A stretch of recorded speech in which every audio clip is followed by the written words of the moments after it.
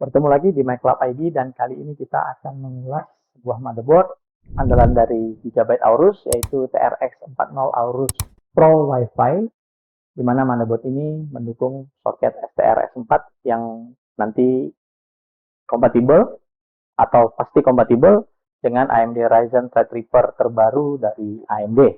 Samping saya ini ada prosesor yang powerful AMD Ryzen Threadripper 3960X dan di sebelah kanan saya adalah motherboard TRX 40 Aorus Pro Wi-Fi. Oke, mari kita lihat apa saja yang bisa kita dapatkan di motherboard ini. Kita akan ulas.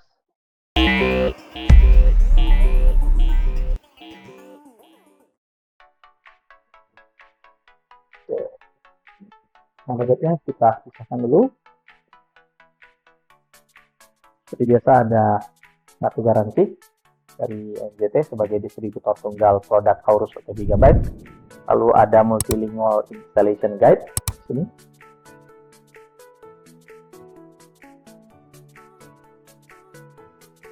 Seperti biasa ada manual book. Lalu ada DVD driver, meskipun sekarang DVD driver ini sudah tidak up to date lagi. Sebaiknya mungkin kalau kita bisa kasih saran juga kita harus memberikan driver dalam bentuk flash drive. Lalu tentunya ada, ini penting sekali karena kalau hilang ini nggak dapat lagi, ini emblem Aorus. Di paket penjualan lain, di dalam paket penjualan lainnya, produk lainnya ada, kita bisa temukan kabel SATA seperti biasa, SATA. Lalu ada beberapa mur dan baut untuk M.2 di sini. Ya. Antena untuk Wi-Fi. Lalu G connector untuk memudahkan pemasangan front panel casing ke motherboard. Kemudian ada kabel-kabel untuk RGB, thermistor. Ya. Yaitu adalah paket penjualan yang bisa kita dapatkan di motherboard ini. Kita lanjutkan dengan mengeksplor motherboard TRX 40 Aorus Pro Wi-Fi ini. Kita bisa lihat form factor yang dipakai adalah form factor standar untuk motherboard yaitu ATX. Lalu ada tersedia 8 port SATA 6 Gbps atau SATA 3 yang bisa digunakan. Lalu ada 3 buah M.2 NVMe, M.2 NVMe di sini ada 3 bisa dipasang sekaligus dan juga sudah mendukung RAID. Lalu ini adalah chipset AMD TRX 40, di atasnya ada heatsink dan kombinasi heatsink dengan kipas untuk mendinginkan chipsetnya. Soket STRX 40 ini ada di sini, STRX 40 ini ada di sini, STRX 4 ya. STRX 4 soketnya seperti ini, kurang lebih sama seperti di X399 tapi tidak saling kompatibel. Jadi kalau kalian ingin merakit prosesor AMD Ryzen 3960X, 3970X atau 3990X, jangan pernah memilih menggunakan motherboard berbasis chipset AMD X399 karena pasti tidak akan kompatibel. Jadi yang kompatibel hanya motherboard yang berbasis chipset AMD TRX 40. Oke, untuk desain rancang bangunnya sendiri, motherboard ini sangat rapi sekali menurut saya. Ya, sangat rapi sekali. Kita bisa lihat ada PCIe Express Armor di sini, ada 4 buah PCI Express dan semuanya sudah dilengkapi dengan armor untuk menjaga kestabilan atau ketika kita menggunakan kartu grafis yang berukuran besar.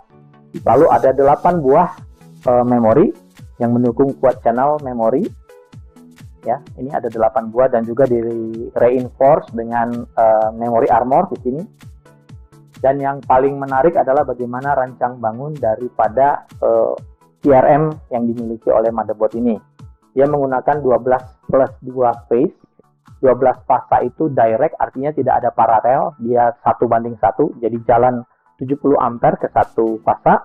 Dia menggunakan power stage dari Infineon dengan kapasitas per fasanya 70 ampere, sehingga total yang bisa disuplai di sini sekitar 980 ampere. Jadi sangat masif sekali untuk sebuah motherboard. Dan ini bukan yang paling high end, ini adalah versi terbawah dari kasta motherboard Aorus yang mendukung prosesor AMD Ryzen Threadripper generasi terbaru.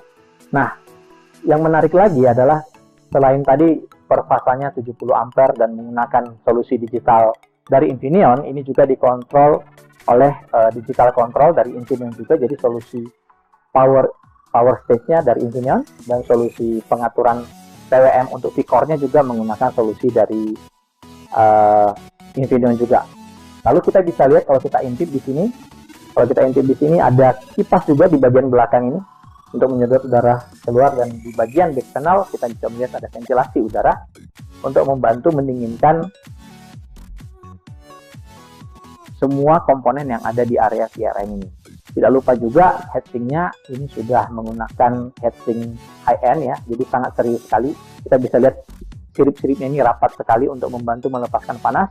Lalu ada juga heat pipe membantu transfer panas, dan di atasnya kontak antara komponen dengan heatsink itu menggunakan thermal pad berkualitas tinggi dari Layer dengan spesifikasi 5 meter per watt Kelvin. 5 watt per meter Kelvin. Jadi satu thermal pad yang cukup premium yang diharapkan bisa membantu transfer panas dari komponen yang ada di bawah heatsink menuju ke heatsink, sehingga temperatur ketika kita menggunakan AMD Ryzen Threadripper kita bahkan yang 3990X sekalipun, temperatur di sini akan tetap terjaga sehingga kita bisa mendapatkan performa yang paling optimal dari prosesor kita. Inti dari dibangunnya sebuah VRM yang mahal atau yang sangat-sangat canggih sebenarnya letaknya di situ.